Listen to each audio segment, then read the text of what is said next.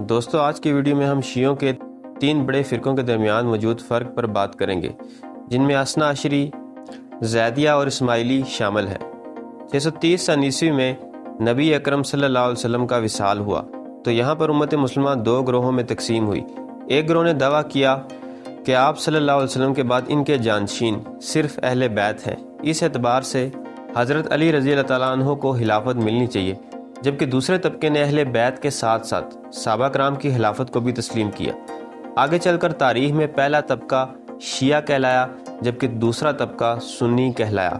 شروع میں یہ اختلافات معمولی نوعیت کے تھے، مگر وقت گزرنے کے ساتھ ساتھ شیعہ اور سنی کے اختلافات بڑھتے گئے اور انہوں نے اپنی الگ الگ فقہ بنا لی۔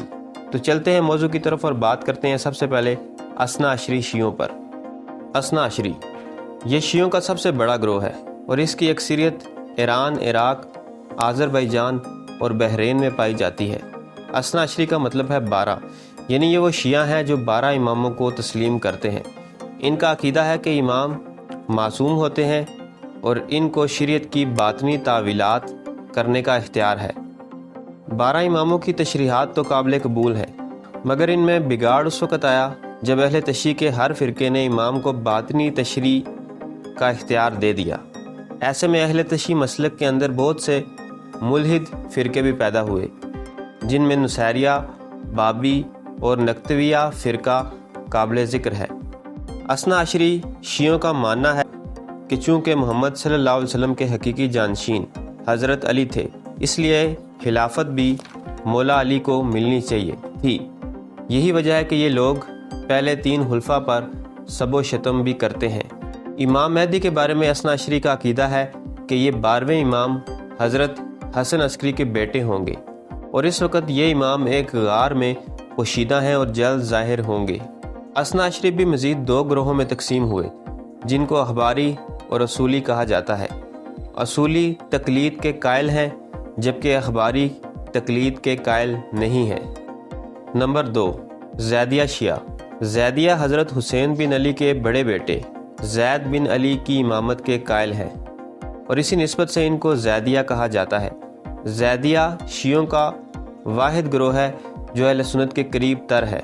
یہ لوگ اثنا عشری کے بہت سے عقائد سے اختلاف کرتے ہیں، جیسا کہ شیعوں کا مشہور عقیدہ ہے کہ امام غائب اس وقت ایک غار میں پوشیدہ ہے اور جلد ظاہر ہوں گے۔ زیدیہ اس کا انکار کرتے ہیں۔ اس کے ساتھ ساتھ زیدی نہ تو امام کو معصوم مانتے ہیں اور نہ ہی اس کی بات کو دین میں حجت تسلیم کرتے ہیں۔ شیعوں کا یہ گروہ صحابہ کرام کو عزت کی نگاہ سے دیکھتا ہے اور ان پر تبرہ بھی نہیں کرتا۔ شیعوں کا تیسرا اہم گروہ اسماعیلی ہے۔ تاریخ میں یہ بھی امامت کی بنیاد پر اثنا عشری سے الگ ہوا۔ چلیے اس کی تاریخ پر مختصر نظر ڈال لیتے ہیں۔ حضرت امام جعفر صادق کے 2 بیٹے تھے۔ ایک کا نام حضرت موسیٰ کاظم تھا، جس کو ماننے والے اثنا عشری کہلائے، جبکہ دوسرے کا نام حضرت اسماعیل تھا، اور انہی کو ماننے والے اسماعیلی کہلائے۔ یہ لوگ 7 اماموں کو تسلیم کرتے ہیں اور ان کے آخری امام کا نام حضرت اسماعیل ہے۔ امام مہدی کے بارے میں ان کا عقیدہ ہے کہ حضرت اسماعیل کے بیٹے محمد واپس آئیں گے اور یہی امام مہدی ہوں گے۔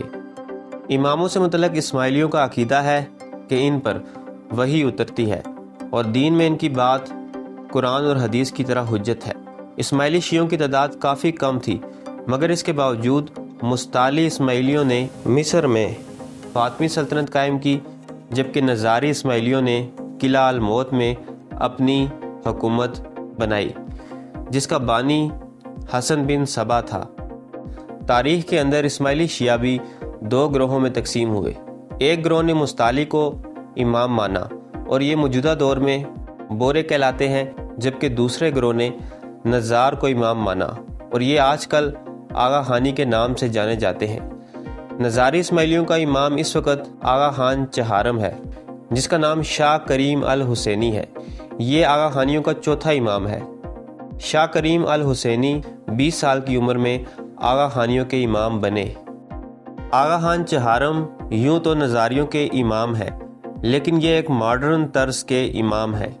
ان کی رہائش فرانس میں ہے، جبکہ یہ برٹش نیشنلٹی ہولڈر ہیں۔ اس کے ساتھ ساتھ انہوں نے اپنی ڈگری ہارورڈ یونیورسٹی سے حاصل کی۔ فاربس میگزین کی ایک رپورٹ کے مطابق آغا ہانی 10 سال تک مسلسل دنیا کا امیر ترین شاہی خاندان رہا ہے اور اس کے اثاثوں کی مالیت تقریباً $1 بلین ہے۔ دوستو، بورا شیعوں پر ہم پہلے بھی ایک ویڈیو بنا چکے ہیں جس کا لنک ہم ڈسکرپشن میں شیئر کر رہے ہیں۔ یہ تھی میری آج کی ویڈیو پسند آئے تو چینل کو سبسکرائب کریں۔ ملتے ہیں اگلی ویڈیو میں۔ اللہ حافظ۔